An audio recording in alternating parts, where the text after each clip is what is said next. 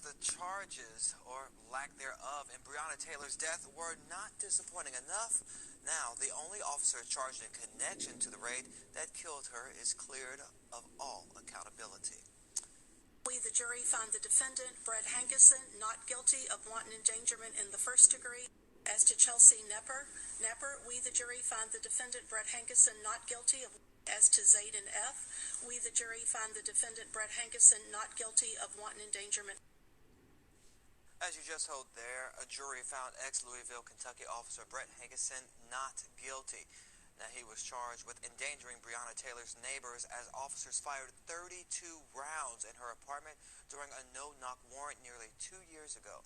6 of the bullets hit Breonna Taylor. No one has been charged in her death, and she was just 26 years old. So now let's bring in our justice correspondent, Candace Kelly, to break this down a little further for us. Now, Candace, you know, the jury found Hankison not guilty, but this is a verdict that people, they just don't understand. So can you break it down a little bit for us? Sure. Good morning, Shannon. You know, what people should understand is that this had nothing to do, according to the official records, of Breonna Taylor, and that was mentioned by the defense many, many times. They didn't want the jury to get this confused. What this officer was charged with was, as you said, reckless wanton endangerment, meaning that he went into a situation, he saw that there was a risk, yet he went ahead and acted recklessly by shooting into the neighbors of the apartment where Breonna Taylor and her boyfriend were staying. These are 3 people that were involved in terms of the ones who were at the end of the bullets.